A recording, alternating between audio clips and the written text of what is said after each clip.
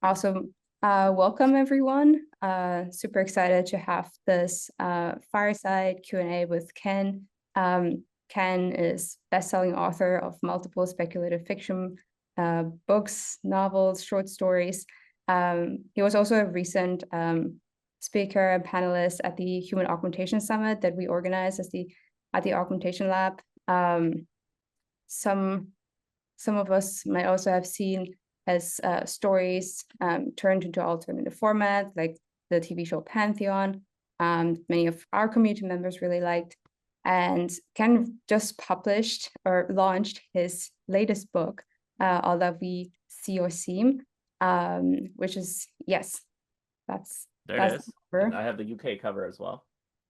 Okay. I saw the UK cover on Amazon. Yeah. So that, yeah. Yes.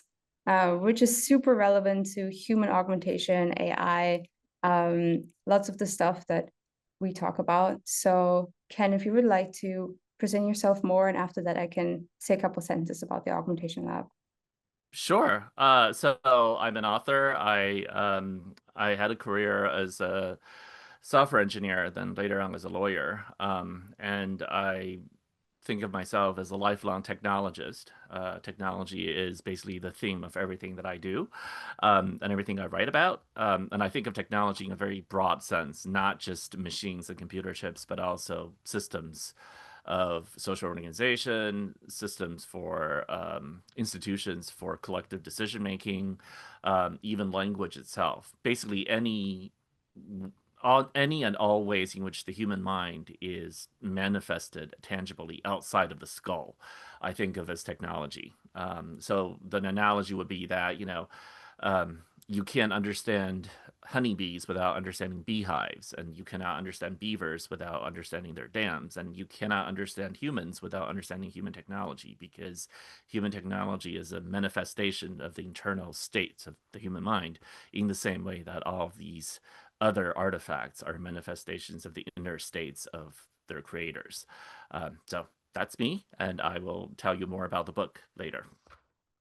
Fantastic. Thank you so much. And thanks so much for coming here today, Ken, and doing this Q&A with us. I think this is a pretty unique group of people who are interested in technology and many of its aspects.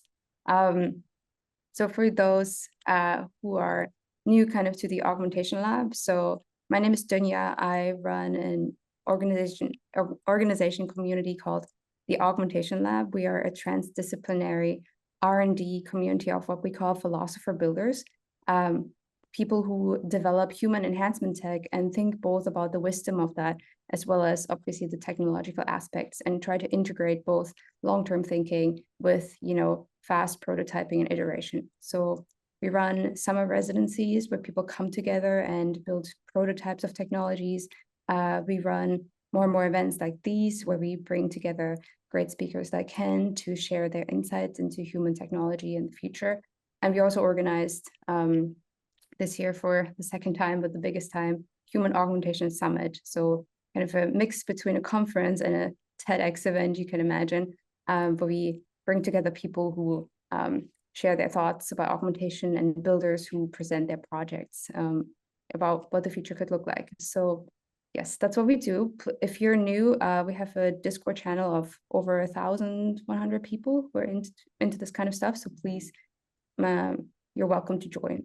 Yeah, and with that, without further ado, Ken, would you like to read the section from the book? Yeah, absolutely. Thank you, Adunia, and thank you to the Augmentation Lab and to everybody for being here. All That We See or Seem is the first book in a new series that I'm starting. It's a little bit different from everything I've done before. So I've written a lot of epic fantasy, a lot of short fiction, a lot of sort of far future sci-fi. This one is not like that. It's barely sci-fi, honestly. It's a techno thriller, and every piece of technology described therein is either already there or very easily achievable with today's tech. It's just deployed at a massive scale. What I'm interested in here is thinking through what it means to be human in the age of AI, and especially what it means to be a creative human being in the age of AI. So the protagonist of the book, Julia Z, is a hacker. She's somebody who is in her early 20s, and she's had a very notorious past as a young teenager. And she was thrust into the limelight in a way that she does not want to relive. And so she's now trying to live quietly in obscurity. But of course, as always, when you have a set of specialized skills like she does, the world will not leave you alone. So she's trying to be just a hermit. And of course, a lawyer named Pierce barges into her life and drags her out because his wife has disappeared. His wife, it turns out, is Ellie, somebody who is a new breed of artist, somebody who uses AI in these performing pieces in which large audiences join her. And she uses her AI and their AI to basically synchronize everyone into the same mental state so that they can enjoy something called a collective vivid dream. Now, when you do something like this as an artist, obviously you are also exposed to people's innermost secrets. And you can imagine that this is an occasion where sometimes you may learn something about your audience that you really wish you hadn't. Anyway, that's something that happened here, and that is why Ellie is now in trouble, and then Julia has to go save her. That's as much as I want to say about the plot without spoiling it, but there's a lot of really fun stuff that happens on her adventures. I'm going to read to you just a little bit from the prologue so you get a sense of what sort of book this is. One step, another, pause. She waits until Pierce's snoring resumes its steady pace. One more step. She's out of the bedroom. Turning around, she whispers her goodbye. The curtains are tightly shut so that not even the moon can peek in, and Pierce is just an indistinct lump in the bed. They've had a good life together, better than most. She's sorry that he'll be devastated. He loves her, and she loves him, but love isn't enough. It's not enough to save her from this story about herself, this waking dream that has turned into a nightmare. She's a Scheherazade, tired of telling lies to delay the inevitable. Night after night. True, it's her own fault that she ended up here. At least she's now doing something about it. She pulls the bedroom door shut, turning the knob so that it latches silently. Usually, the hinge would creak like a cartoon witch, but she had the foresight to oil it earlier that day. Good planning. The corner of her mouth curls ironically at the thought. If only she had always seen ahead. Every step leads to another, closer to the edge. At some point, you run out of steps. She slips into her studio, what would otherwise be a kid's bedroom in the suburban colonial two-story, and ties up the loose ends. She doesn't turn on any lights. The glow from all the screens and LEDs is enough. It only takes her about 10 minutes to reassure herself that she had cleaned up after herself and to erase anything that had to be left until the last minute. She thinks about erasing more, all the practice session recordings, her own encrypted cephaloscripts, the dream guide neural mesh of her personal AI, the interviews, fan messages, reviews, food for her vanity, training data for her eaglets. Her fingers hover over the keys for a long moment. In the end, she pulls back. She tells herself it doesn't matter. Erasing all this stuff won't make Pierre safer. In fact, keeping them around may be helpful, something to remember her by, and something to bargain with. There will be darkness, shadows, danger, terror. It's the least she can do to help him. But deep down, she knows that she can't go through with it because she can't kill herself. She has painstakingly built this idea of her, of Ellie Krantz, over more than a decade. Or maybe this has never been herself. That is the question, and the reason, and the entire point, isn't it? Maybe she can't get away. Faustus tried and failed, but she has to try. Slowly creeping over the floorboards to suppress any creaks, she finally steps into her soft boots, pulls on her long wool coat. March nights in Massachusetts are still very cold, and picks up her waterproof backpack. Holding her breath, she twists the handle and slowly opens the front door, listening for noise from upstairs. The frosty air makes her shiver. The waning moon hangs from the maple on the east lawn like a question mark.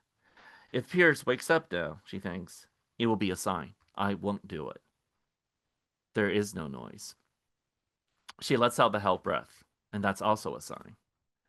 The darkness beckons. She steps out, slowly closing the door behind her and latching it with the softest click. She's gone. Okay. Okay, awesome. Thank you so much, Ken. Um, just before we continue, I just wanted to remind everyone this meeting is being recorded. And we're planning on like writing a summary about this Q&A and putting it out online. And we might also use the recording to put it on like our channels. So if that is a problem for It might go viral. might go viral. You might go viral. If that's an issue for you, then just please turn off your camera or let me know, and we'll work on not using that. Okay, perfect. How I plan this is I'm going to start with a couple of questions, and or even just the first one. If you guys already have something, please feel free to jump in. I think there are many different aspects we can ask Ken about the book, about his thoughts on different parts of human augmentation and AI, and how he thinks about the world and tech. So, okay, Ken, I was curious. So your protagonist, Julia Z, is both, as you describe, a hacker and also a recluse. So someone who's similar a little bit to Augmentation Lab people, like very much shaped by technology, but also skeptical of it. And I'm curious, what does she in the book reveal about the tension between connection and isolation in our like very tech saturated and like social media heavy lives? Yeah, I mean, so my view on technology has always been a little bit, I think, skewed from a lot of the common narratives. I think there's this very strange, to me, binary between technology and human nature. The idea that somehow our lives are now more technological than before, and that somehow this is a different moment than before. Well, that's not, I think, strictly speaking, true. I think technology has always been a big part of the way we think about human nature, in a way that oftentimes we don't think about, because old technology simply sinks into our mental landscape in a way that we don't recognize it as technology, but it really is. Technology has this weird pattern with us where it's a feedback loop, right? We think of us as creating technology, but the technology is creating us at the same time. It's really a loop. So, for example, think about how our lives today are so different from Homo sapiens from 50,000 years ago. The degree to which we are permeated by symbols and written language is unimaginable, really, to someone like Socrates. The degree to which our mental patterns and even the way we think, the way we write, the way we speak are shaped by the written language is so deep and pervasive. It's hard for us to even recognize it until we compare ourselves with pre-literate societies. I mean, you can sort of see the way, just think about, compare speeches, right, from the days before mass literacy versus speeches today. Compare the way you yourself would phrase something. Compare the shape of the sentences we're now constructing. All of us now live and speak languages that are grapholects, meaning these are languages that pay homage to and are unified by the written form. There are so many different kinds of mutually unintelligible varieties of Arabic, and they are all unified under modern standard written Arabic. There are many, many mutually unintelligible forms of the Chinese languages, all uniform under modern standard written Mandarin. Many, many, many forms of English all around the world, again, all of which are unified under the written form. The degree to which we are bound by literacy and by the written word is just incredible. The same thing with the way our social technologies. We live in these massive society in which we have to interact with thousands of strangers on a daily basis. This is not what we evolved to do. We were never meant to live in a situation like this. And the only reason we're able to even engage in what we're doing now is because of technology. these social technologies, written technology, linguistic technologies, custom technologies have existed with us for millennia, and we are shaped by them. So this latest form, with AI and whatever, I don't view as a massive revolution. I think it's merely just another intensification of trends that are already there. And throughout, right, the technologies that are supposed to make us more connected are also dividing us. I mean, that's always how these technologies work. They're going to change the way we think. Um, Even the written word, by enabling us to think and to holding our minds more material all at once, also caused us to lose our memory. I mean, we don't rely on memory to the same extent our pre-literate ancestors did. So with every technology like this, some aspect of your humanity is going to be enhanced, and some other aspect of your humanity will be suppressed. That's just the way all these technologies work from the very first from the very first instance where we try to make a symbol to represent speech. Um, and I don't think today's technologies are any different. The push pull between technology enhancing our some aspects of our humanity and then suppressing other aspects is perpetual. And I think about this all the time. What are the things we want to emphasize and augment, and what are the things we don't want to? I think at the Augmentation Summit, I remember hearing this statement about how every augmentation is also a removal, right? A kind of what was the word that they used? Mutation. Yes, an amputation, right? So I think that is true of all these technological bits where every single technology that is meant to enhance some aspect of our humanity will also necessarily suppress some other aspect of our humanity. And it is our job then to think through how do we want to do this? Because it is a feedback. Once the technology is out there, we will be changed irredeemably. And that's what Julia is trying to struggle through. She's living in a universe in which AI is ubiquitous. And then she has to sort of figure out, how do we use this technology to all this stuff to make me feel more human in the ways that matter to me, and to take away some of the burdens of being human in ways that matter to me. Super interesting. I already have follow-up questions, but if anyone would like to jump in, feel free. You can also text your questions in the group chat. It's very interesting. Linda? Yeah, okay, Linda. Yeah, I have like a question that's more about the book. So I know something like you've discussed and is like, how does art evolve with new technologies? Like, what are the new media that are enabled? And so I was curious, like, how you came up with the idea of Ellie being like a non-neo effects, like what exactly that is, like what does it mean to like weave together collective consciousness of like a group of people. And yeah. Yeah. So as you all know, right, there's a huge amount of anxiety in the creative fields right now over the impact of AI. And I'm not I'm not immune from that, but I will say that my concerns about it are often slightly different from how a lot of public discussions around this topic uh, tends to be. Um, I I I'm not saying it's not important, but I personally don't think that the idea of AI imitating human artists is particularly interesting, and I don't think it's a use that would be particularly um, uh, meaningful in the long term. That does not mean that I don't think a lot of artists' livelihoods will be threatened, but I want to isolate the discussion over how do we pay people and how do we support people distinct. I want to treat that question as a distinct question from how do we do art and how do we do meaningful art. I think these are very separate things. Why do I say that? Because historically that has been the case. So for example, right, when photography was invented, it actually did destroy a lot of artists' livelihoods. But these are not artists that most of you will think of, actually. It's not the portrait painters. It's not that. That was barely a profession. So photography did not destroy that profession. The actual profession that photography destroyed was engraving.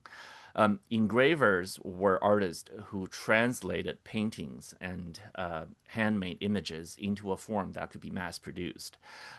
This translation of turning a painting into an engraving was a very, very difficult human art. You had to train this and you had to learn how to do it and you had to be really, really good at it.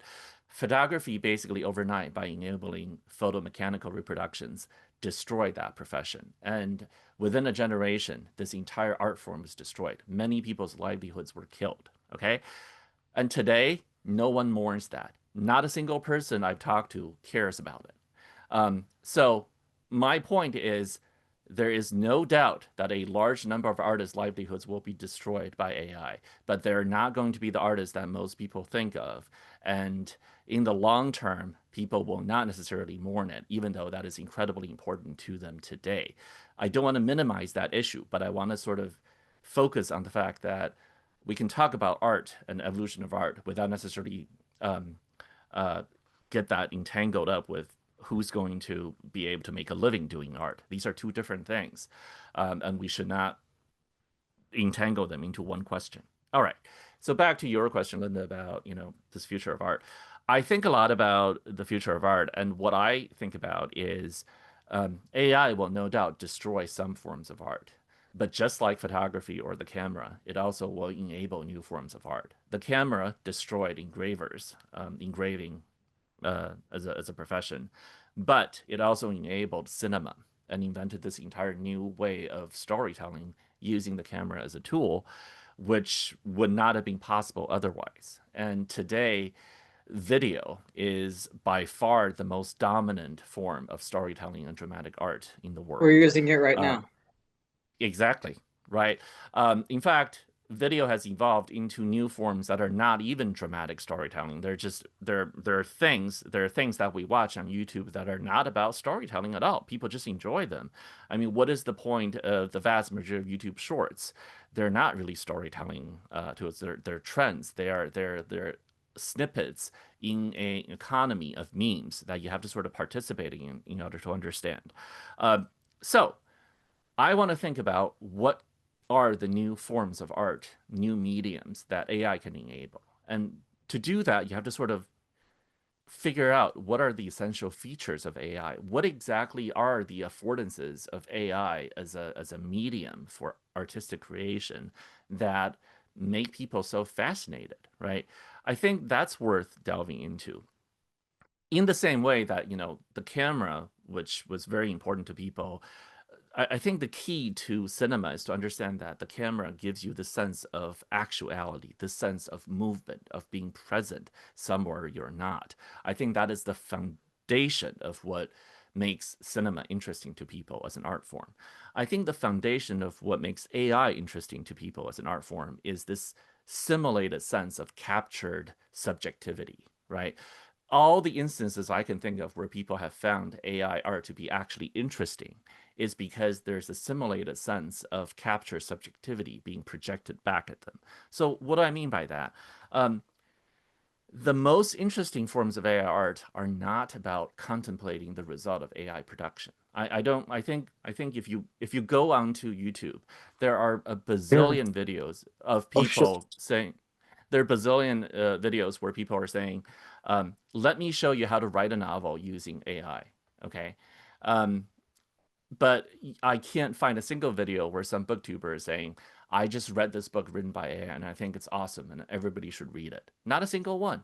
So people are much more interested in the process of playing with AI to do things rather than the result. Now, you may say this is just because AI right now is so bad at it. I'm not convinced by that. I'm actually not sure. I think even when AI is quote unquote really good at it, as long as people do not think AI is itself actually conscious, I think people will always be far more interested in the idea of talking to AI or playing with AI. It's AI as an art, as a medium for art, is much more about participation and about the idea of interacting with a simulated subjectivity or with other people who are playing with it. Every instance of successful AI art I've sort of encountered involves people sort of engaging with each other through AI. So for example, there are all these popular AI trends where somebody uses AI to do something to generate a little story, and then someone else builds on it and generates a sequel. It's that interactivity, it's that participation that makes it fun. So I think those are the essential features of AI. So having thought about all of that as you know, the affordances of AI as an art medium, I thought, what would be some art forms that I can imagine in the future where AI can play that role, where people can enjoy the artistic creation of a human wielding AI as a tool? And I thought it probably will be more like a conversation rather than a finished film. It will probably be more like having a meal with a bunch of friends rather than something that you contemplate in isolation. AI art is essentially interactive. It is game-like and yet not a game. And so I think the vivid dream that I envisioned is kind of my example of how this AI art can function. Ellie, as a dream artist, is someone who uses AI to interface with the AIs of all the participants in the room. And then what she does is she uses the fact that her AI can monitor the bio states of all the participants. She can then also call on their personal AIs to draw out the images that are likely to give them the most potent reactions. So if she wants to evoke the sense of fear, rather than giving the same image to everyone, she can give every single participant a personalized image to evoke fear. And then by doing this, she's able to get everybody to go on the same emotional journey and to share in a participatory, collective, vivid dream. It's sort of like having a collective religious experience or a collective drug trip, if you will. But the idea is by using AI, she can give everyone a deeply personalized experience and yet pull them all into the same collective sense of being together. And I think that's really important because that is something we're missing in modern life, right? One of the things that we're sort of missing in this age of hyper niche entertainment options is that we no longer have the mass collective experience that we used to have, whether it's being in the same church, whether it's watching the same show every night, whether it's participating in a national conversation about the very same thing. Pop culture today is so fragmented that that's no longer a thing. But I think Ellie, by using AI and pulling everyone together, can give them the sense of being alone together. And I think there's something very powerful about that idea of dreaming together, which we've lacked. Now, you haven't read the book, but one of the things in the book is this idea of what is the American dream in this age of extreme politics. And part of what I was trying to explore is the idea that the American dream really is not an individual experience, but a collective one. And part of our political impasse is because we don't agree on what is that dream that we should have together. Ellie, as you will find out, has a personal history that is very deeply tied into the conspiratorial strain of American politics. And her participation in these vivid dreams is a reaction to that. So again, I often write these things to ask interesting questions, not to give answers, but those are some of the thoughts that went through my mind as I came up with this idea of the dream artist. Yeah. I got a go ahead. Oh, sorry, Addie, go ahead.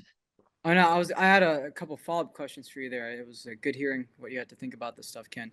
So, the first question would be, I think a lot about as we examine these different kinds of systems as different kinds of minds, right? We say that humans sort of a spectrum of minds. You could say the same thing with different animals and all these kinds of things. And it seems that each of them as a collective can almost self-organize their own kind of form of entrainment and entertainment. I say that entertainment and entrainment are the same thing, whether it's the something visual, something more musical, and it could be different depending on the organism, depending on what their primary sensory interface is, right? So maybe in the case of dogs, it's like olfactory music or something like that, olfactory films and music, whatever the analog of that would be, to get kind of sci-fi with it. And one of the things I think about with AI and the way that we're building these things is that if they were sort of left to their own behavior to kind of develop things on their own independently of necessarily directly interacting with us, what would their own forms of storytelling, fact or fiction, musical storytelling expression, whatever, what would it kind of look like? Right. And I think one of the reasons that we have a gripe with AI in certain communities is as well because it feels like they're imitating us in a weird way. We're training them on us and they're imitating us. But what if we remove some of that context and we let them sort of train off of themselves as a collective, right? And sort of put a line in the sand between them and us? Then what kinds of artistic expressions would they create? And then would we consume that just as we consume different genres of music or filmmaking? Right? I mean, you have a film like a Marvel movie from the MCU, and then you have something, in the Criterion Collection or A24, and they can be vastly different kinds of films with very different kinds of themes. And so my question to you, Ken, would be, it would be interesting to hear a perspective on consuming AI content that's developed for other AI, right? Which would maybe also mean that they develop their own kind of language in a sense to communicate with each other. And we're consuming that as a unique artistic thing that they can contribute rather than, say, imitating us. Right. So if I can address your question. So what you're talking about is very interesting, but it's not the focus of my book, mainly because that's actually not the research of contemporary AI at all. I, like you, share the same kind of concern, but today's AI, given the way that we train them, is geared entirely towards minimizing loss between what it produces and what we produce. That is the entire point. The AI of today is entirely geared on the imitation game. And so we, by definition, cannot have what you have. Now, we can speculate on this, as a matter of sci-fi, if we get to the point where we can actually train AI or push for AI to grow up and to train themselves in some way that is geared towards whatever the universe's reality is, as opposed to minimizing loss versus our interpretation of it, then you're now getting into the philosophical terrain of what is consciousness, and can we consider these things to have consciousness at that point? Is it necessary to have consciousness to have a separate perspective and subjectivity on the universe? Maybe it's not. But regardless, if we can have that kind of AI, which is not geared towards minimizing loss versus us, I agree with you. It would be fascinating to sort of learn about the art form that they create, should they desire to create art. What would music composed by a toaster be like? What would a novel of manners written by an aircraft carrier be like? What are these things, these interesting things to speculate on? And my personal concern there is, would we even be able to understand it? To some degree. But is that almost the beauty of it in a weird way? Sorry to interrupt, but I always feel like interesting stories are the ones where there's so many different frames of interpretation. I always like how Chris Nolan, at least for a long time, he wouldn't necessarily tell you the point of the film that he was making. It was up to the audience. Right, but hold on. Let me finish my point, though. I don't think it's actually quite like that. Because whatever Nolan does, he's doing so because all of us share the same evolutionary history for billions of years. Every single thing that you're talking about here, we're talking about basically all within the same evolutionary framework. I mean, it's easy for us to even understand the dog because we share so much evolutionary history together. If you truly develop a machine intelligence or a machine consciousness that is entirely different from ours, I'm not sure how much history we would share at all. I'm not sure understanding would even be possible or what that would even mean. I think a lot of times when we talk about alien communications, we sort of assume that there is a fundamental reality to which all minds will ultimately map to in a way that's homomorphic. I'm not entirely convinced that is true at all. So it may be possible that machine creations will be totally incomprehensible to us in a very fundamental way that other cultures and even other species on this earth are not. But again, we don't know. We don't know until we actually try it and do it. So it will be interesting to experiment and see, what sort of things come out. But thank you. That is an interesting avenue of speculation. Thank you, Ken. Also, Linda, you wanted to follow up?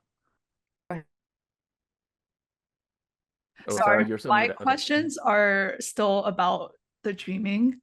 So two things that I thought were interesting. One is, I think when Julia is like getting to know the medium, she has this realization that watching a recording of one of these live dreaming events would be nothing like the original. So I was wondering if you could dive more into that. And then the second part is like, given what you said about how this art medium is something that lets us have a collective experience rather than these disjunct, individualized experiences, what is the special allure of like dreaming one-on-one with the artist?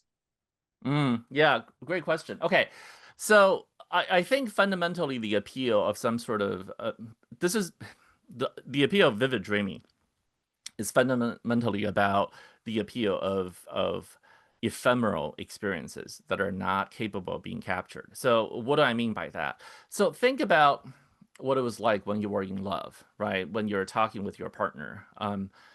These conversations to you were incredibly meaningful. They are just they are probably among the most spiritually deep and interesting experience you ever had. And yet, if you play back a recording of it now to yourself, you would not necessarily feel that way anymore because you're a different person now than you were in that moment. That particular experience was deeply geared towards the you in that moment and the other partner, your partner in that moment. It was just unique. Lots of things are like that. We've all had experiences where, you know, it's this party in high school. You went there in that moment, and you will never be that young again. You will never be the person you were in that moment. This is why something like The Catcher in the Rye is so eternally interesting, because it's a book that is only capable of being appreciated intensely when you're in that stage of your life. When you're an adult looking back on it, your view of Holden Caulfield is entirely different. And yet in the moment when you shared his mindset, it is the most intense thing ever. I think a lot of human experiences are like that. So much pop music and so much of our poetry is about that ephemerality. I mean, the entirety of Sappho's poetry is about that moment, that ephemerality of being young and being in love and being incredibly, incredibly beautiful in that moment. And what I'm talking about here is, I think if AI were to have a kind of future as an artistic medium, it is precisely because it's able to give people that experience. Why are so many people saying, I would rather marry my AI than a real boyfriend?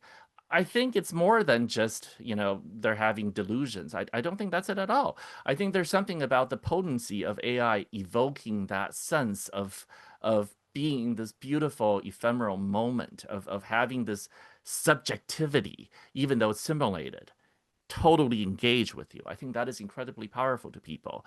I think ultimately that is where the appeal of this art form is going to be. Now, back to your question about dreaming. Think about it. When you have a dream, it's the most intense experience possible. And then you try to recount it to your roommate and they're bored to tears. That's always how it is. These things are incredibly personal and they're important to you because they are just so uniquely you. And so the idea of dreaming with another artist who is an expert at guiding these things, who will share your appreciation for this dream, who will be your partner in that, it is, a form of deep intimacy, really, when you're doing that. And then I think that's what people crave. Ultimately, artistic experiences are about a simulated intimacy with the artist, I think. And there's something about Ellie's dream that is intensely personal and invites that kind of intimacy. Yeah, that's really interesting because earlier you said like the ways this works is based on the person's like individual AI. It pulls out the most resonant things for them, like maybe what their deepest fears are. But so even though you are already like getting that personalized experience when you're like dreaming with a lot of people, maybe the special part is like knowing someone else is also seeing your dream, or you're able to actually being seen. Yes, it's being seen. It's having your dream be seen. That I think is what people really crave. That's cool. Yeah, so it's kind of like separating like having your own story versus having other people experience your own story. Yeah.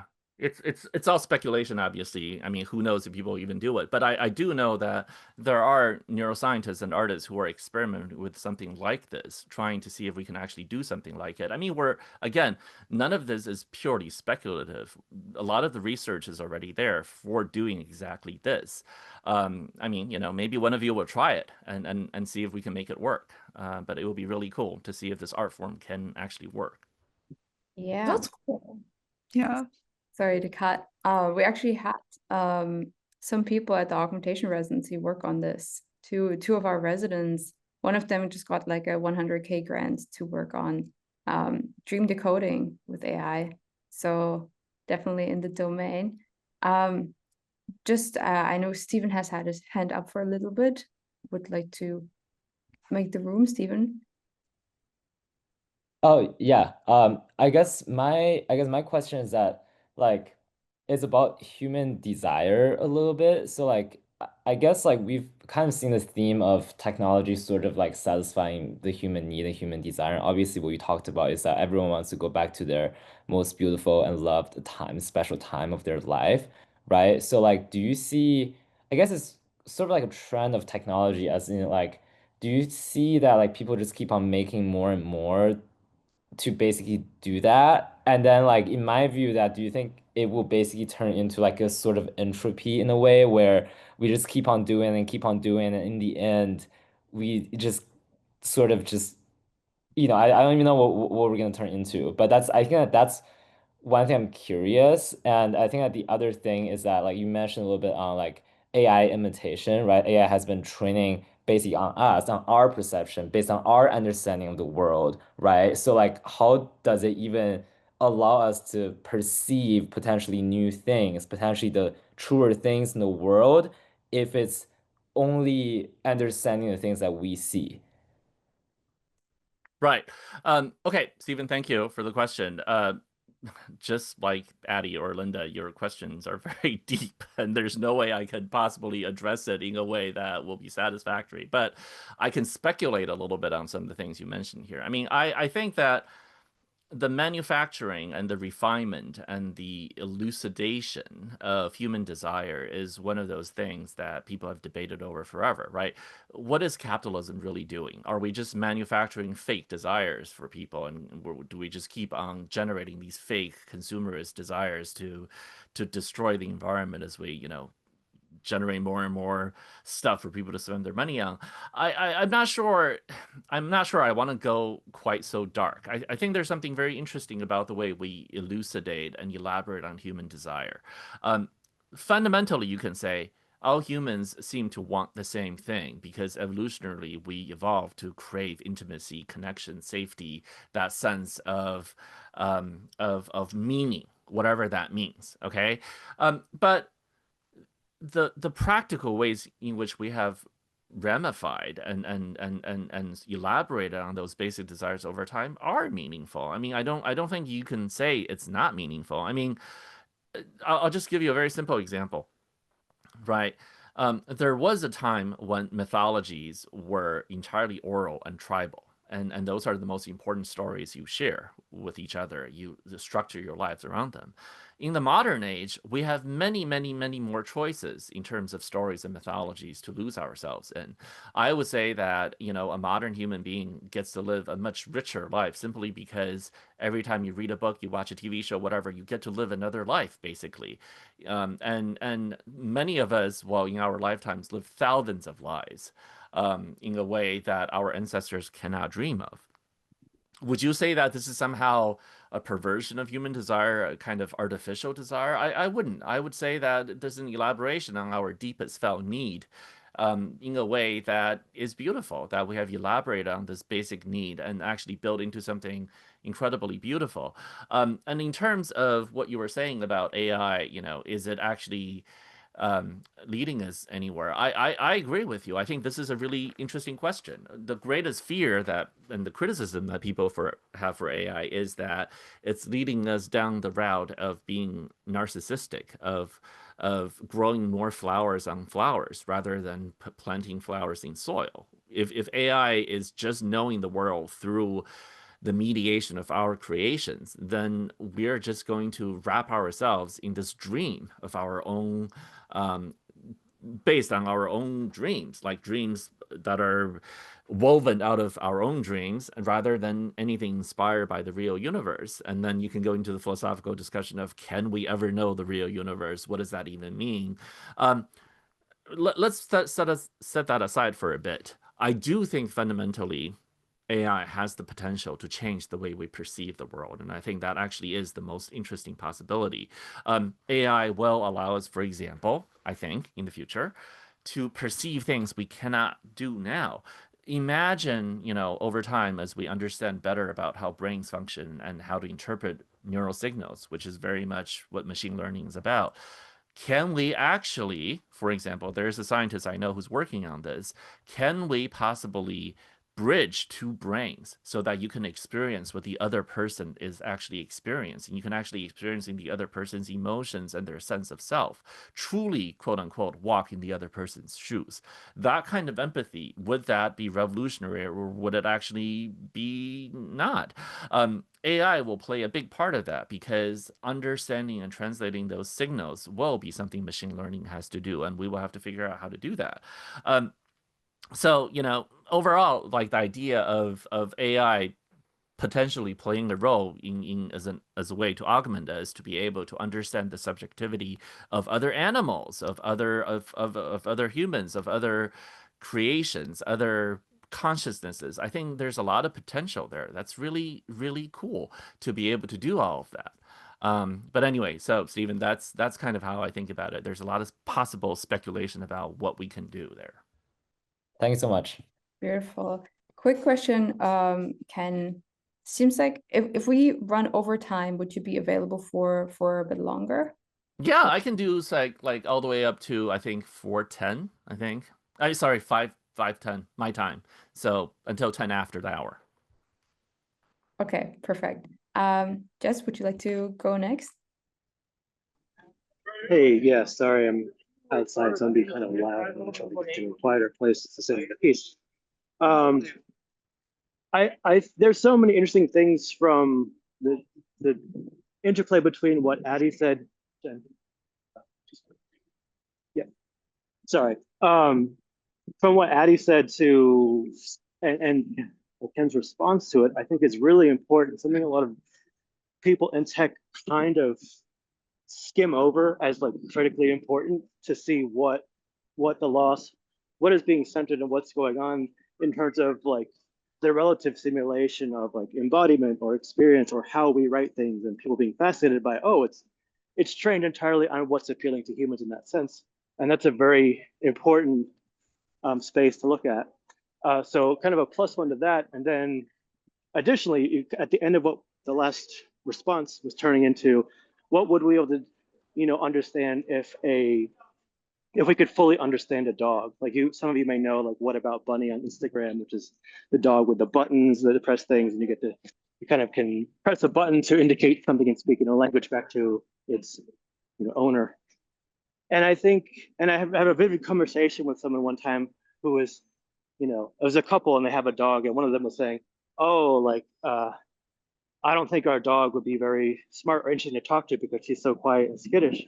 And the owner was like, well, I don't know. And I kind of took the owner's side, because it was like, well, wouldn't it be fascinating to know, not that you would invade their mind to know this per se, but their dog was very socially aware.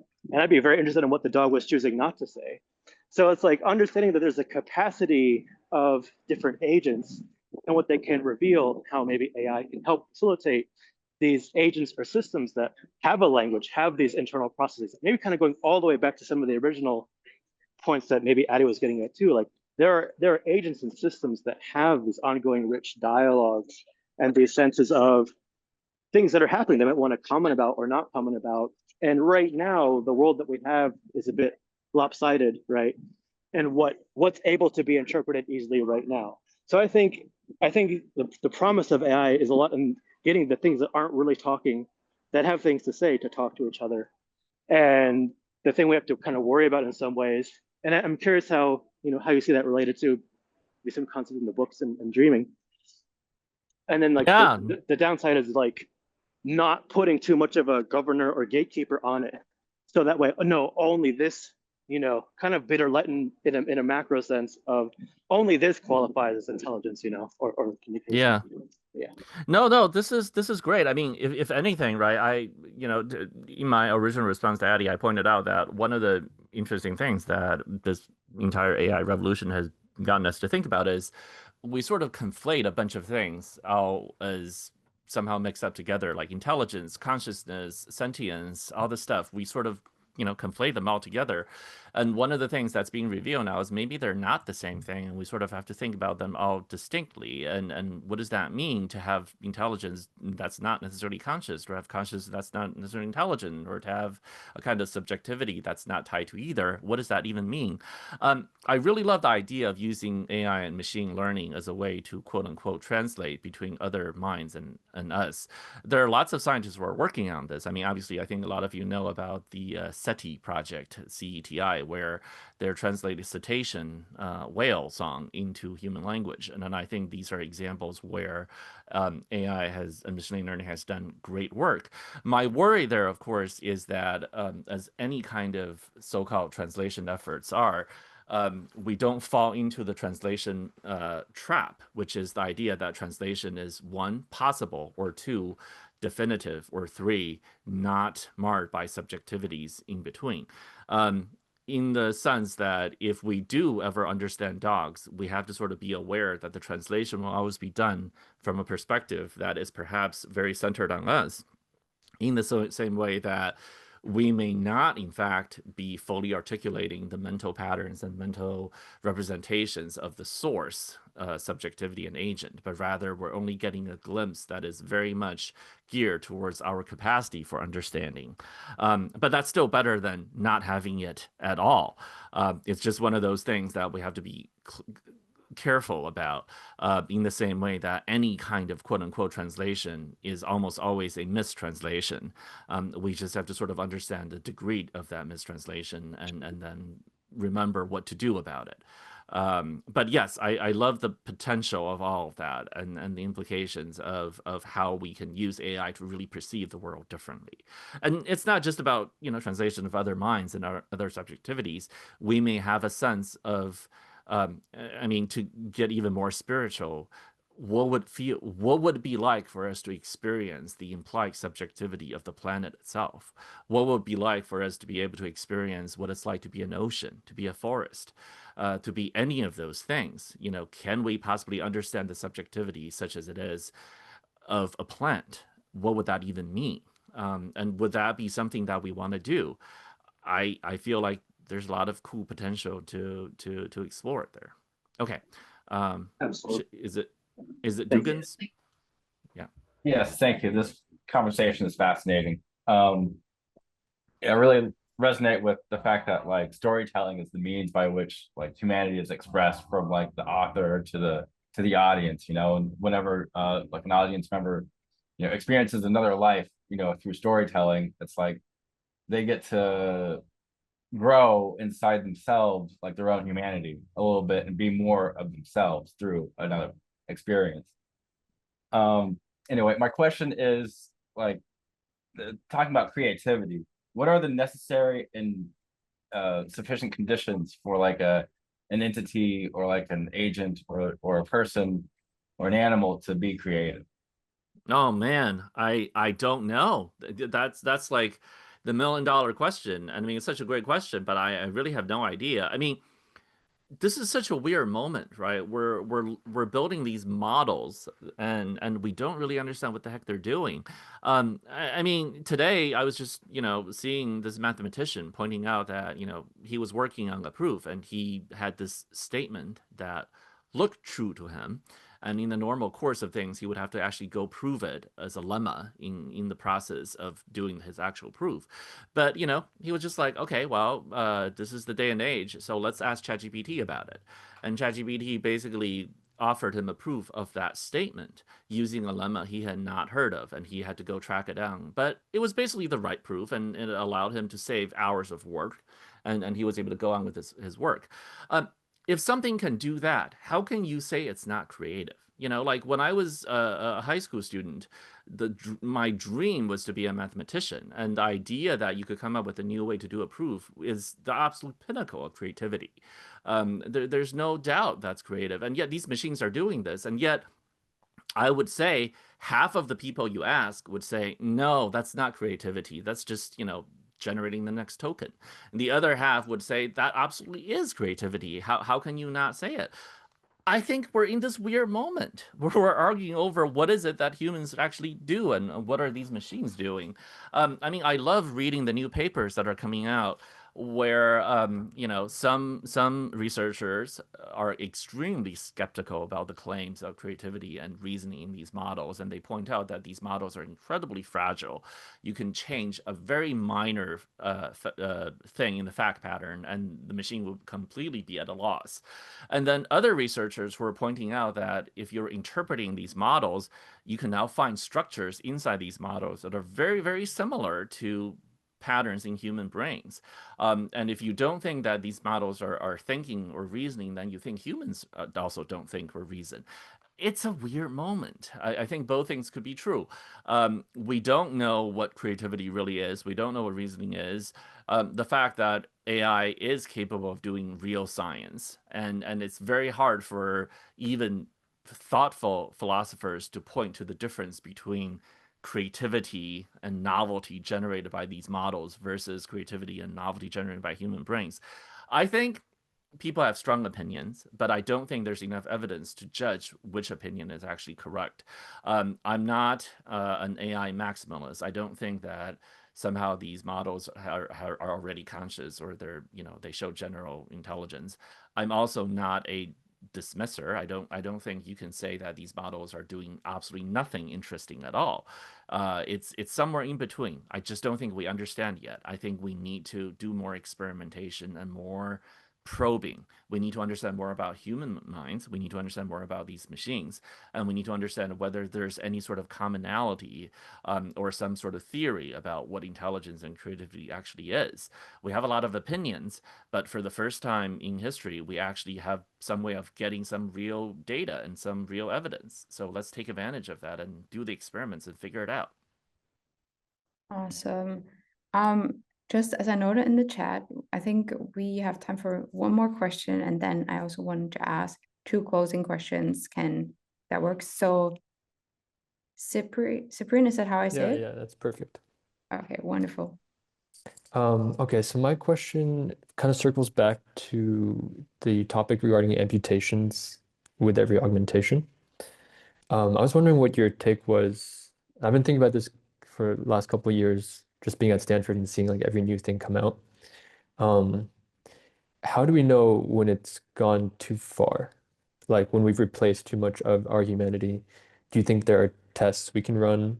Can we define sort of what functions we don't want to amputate at all to kind of stay on track? Like, I don't want to put a cap on R&D, but maybe there should be a better filter of what comes out of a lab, right?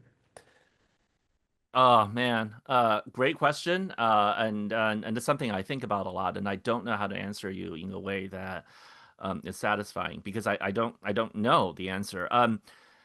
So I have a rule of thumb for myself when I'm looking at new products and thinking about what AI is doing. And Julia basically does the same thing in the book. So Julia basically asks herself, she has a personal AI that she trains, and her big thing is data sovereignty. So she doesn't want her AI to run in the cloud under someone else's control. She wants to run locally on her own hardware, so that she's completely in control over what this thing is doing and what sort of data she discloses to it.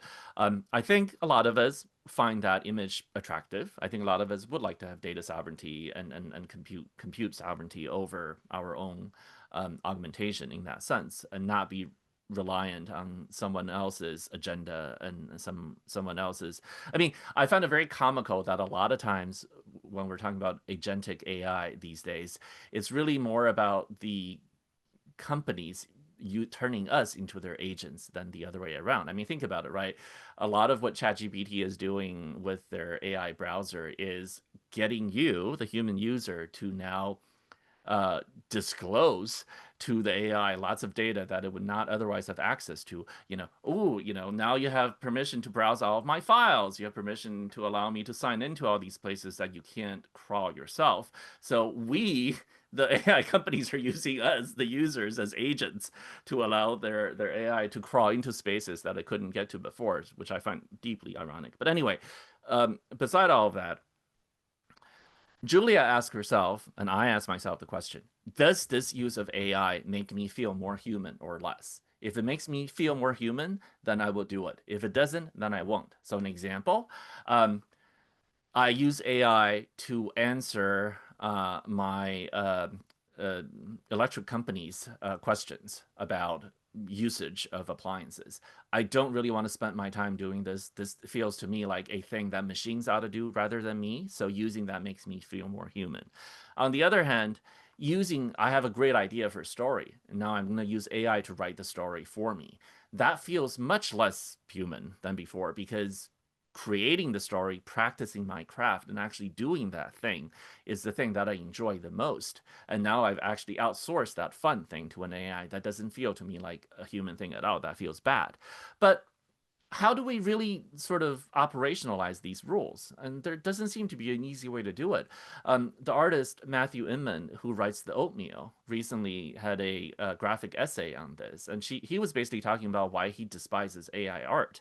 And he talked about it, and he says, look, I can sort of see a possibility, the potential in the future where I let AI help me. But I want AI to do all the routine stuff that I don't want to do as an artist. So for example, I enjoy drawing comics, but I hate doing background work. So maybe the AI can do the background work for me. But then he catches himself. He says, however, I have other friends who are artists who love doing that background work, who to them, that's the thing that they want to do the most. So they would not want that kind of AI use at all. So I feel like it's the same thing here. I can imagine some writers who actually don't like writing, who would say, I don't really enjoy doing this at all. I would much rather have some assistant turn my ideas into stuff. I just like the ideas. Now, I personally think that means that person is not a writer at all. But, maybe there are people who think that photographers are not artists at all either, because their craft is just different.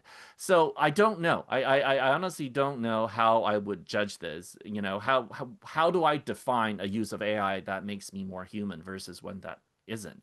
I'm not sure I can easily operationalize those rules in a way that makes sense. I think people argue over it all the time.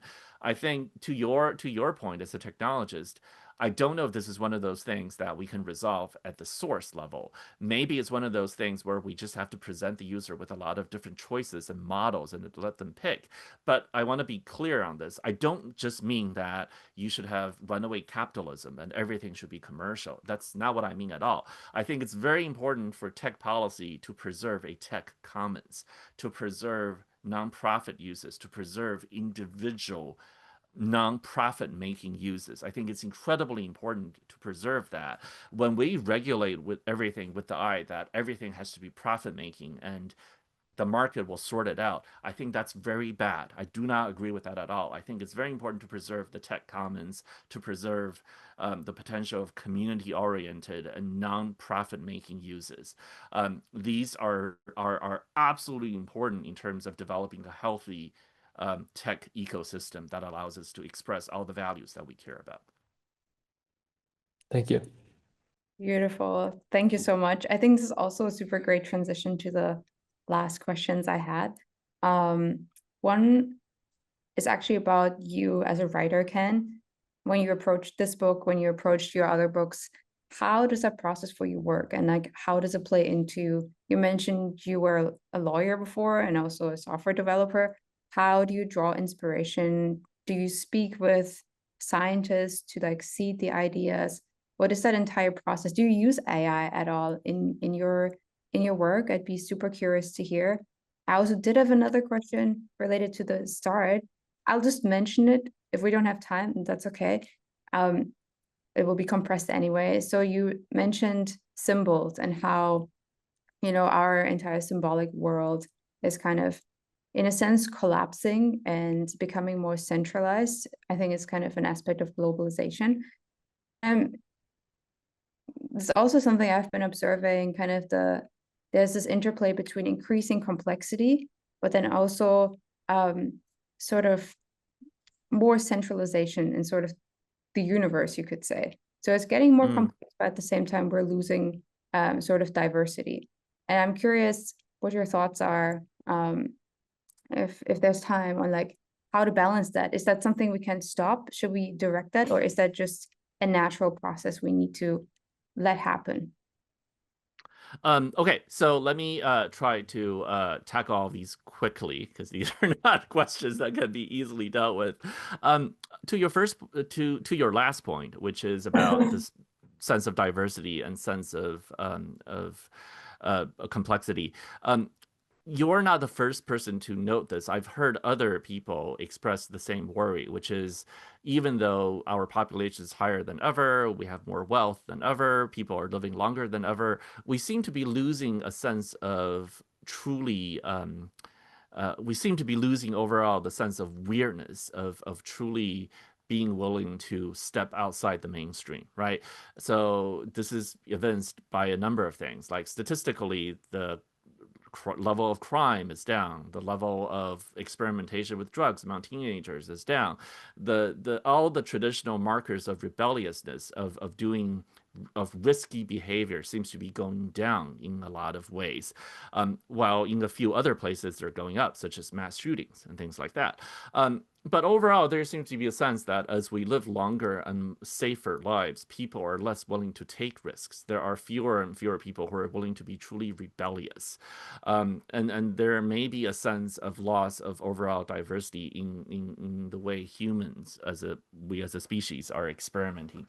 I don't know enough about social science to be able to judge how valid these claims are. I can say intuitively, I do feel sometimes a loss of interesting narratives. Like the new books that come out in sci-fi often seem to circle around the same set of ideas. The new books in romantasy seems to be doing the same thing. Entertainment options seems to be the same. Even in TV shows, after that initial golden age of explosion of interesting ideas, now people seem to be much less willing to take risks, and which is why our cinema is dominated by sequels. And even, on YouTube, where a lot of social experimentation happens, it seems like trends take place and everybody follows the same trend. It does seem like there's a loss of diversity over time as these systems and algorithms become so much more driven by the need to be popular.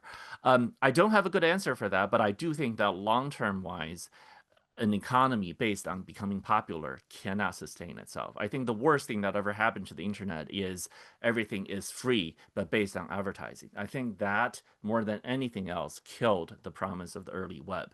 In a world which advertising is by far the dominant form of supporting content, being popular is absolutely a thing that everyone wants to chase after.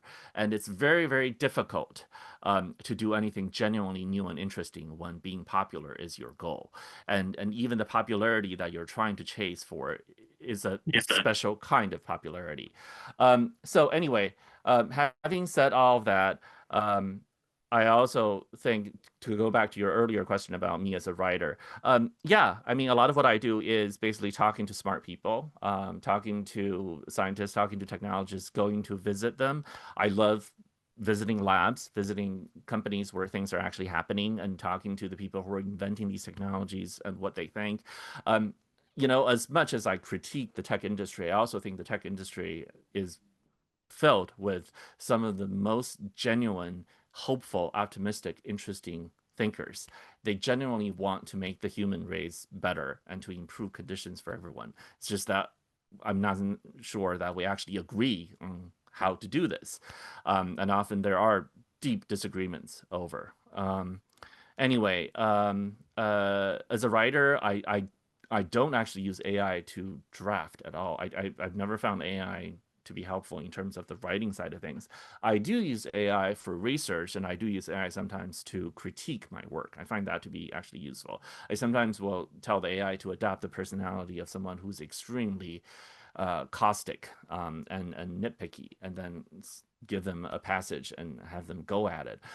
Once in a while, the AI will actually give me something that I'm like, okay, that's actually not a bad point. I'll try to address that. A lot of times, I think the points they make are stupid. It's still not quite there. But I have found that AI sometimes can be a pretty good critic if you prime it properly and give it the right things to shape its personality. So yeah, hopefully that's Would you answers create some a of personal your. AI of yourself? I would love to, but I would love to have a personal AI for myself, like the one that Julia has. But it needs to be under my control. I need to have the compute sovereignty and the data sovereignty. One of the things, by the way, for people who haven't read the book, that I think is most interesting in my speculation is, I think it's important for a personal AI to be useful, not for it to be just trained on your successes, but to be trained on your failures as well. I think the reason why so many of these AI models that are meant to imitate the style of an artist fail so miserably is because they're trained only on the output. That will never work. Creativity is about saying no to 100 things and saying yes to one thing. The things you say no to and reject are just as important as the things you actually ultimately say yes to. So an AI that does not get to observe that model and see all the ways you say no will never work properly. But I will never allow that unless I have personal control over all the data and everything. What an awesome ending. I love this. A big round of applause. Ken, thank you so much. I think there were so many unanswered questions still that people had. So I think yeah, and thank you to all of you and to you, Dunia, for doing this, and to all of you for asking the amazing questions. This was an incredibly stimulating conversation. I mean, I love talking to you guys, to people who are engaged with these questions that are interesting to me. The questions you're asking are so much deeper and more interesting than the kind of thing that is passed around in the popular press. I mean, there's something about deeply disappointing about the popular conversation around AI. It's so short-sighted and so limiting sometimes. But this is the sort of conversation that we should be having, and we can see the dangers as well as the hopes. Anyway, so I hope you guys will, pick up a copy of this book or read it, and see what I have in there. A lot of my speculation about art and AI is in there. And I think Julia is a really cool figure for me. She was a lot of fun to write, and then I hope she's fun to read as well. Thank you. so. Thank you so much. If any of you is in Cambridge, actually Ken has some signed copies at the MIT bookstore. That's right. So yeah, at the MIT Press bookstore, Rebecca Kahn, the store manager, is incredibly gracious, and so I have a bunch of signed copies there. So if you want to pick up a signed copy, that's a great place to go. You can actually order online. They have online order, so you can just place an order online, and they'll ship it to you. Sign? You can, yes, the signed copy. I think you just have to put in the note that you're asking for a signed copy so she can get the signed copy out of stock. Same thing at the Harvard bookstore. You can also go there. They have signed copies as well, and you can order online as well. Beautiful. Awesome. We're going to send some of the links actually to you guys so you can just follow up on the Luma so you can order them if you're interested. Thank you so much again. Actually, meanwhile, in the chat, some people were interested in exchanging about the book. So if anyone is interested in that, just stay on the call. We can chat about it. And I think now some more people will have been inspired to read it. So we might actually organize like a discussion in like 1 or 2 weeks. That would be super cool. I'd love to help if you guys want to do something like that, like a follow-up call or something. Maybe Yeah, that'd be great. Club salon fireside chat, Dunya. Sorry? Maybe an Augmentation Lab Club salon fireside chat with Ken, something like Book that. club, yes. Yeah, I think that the point would be really to discuss like the details of the book. Linda, you were really interested. I think she and I are going to exchange and then make something happen. That would be amazing. So thank you, Addie. Thank you, Linda. Thank you, Cyprian. Thank you, Stephen. Everyone who asked questions, talked. This was really fun. And Dugan too. Thank you. Thank you. Thank you, Ken. Thank you, everyone. And Jess, sorry. I have to mention everyone. Sorry, but thank you, everyone, for talking. This was such a fun chat. Thank you.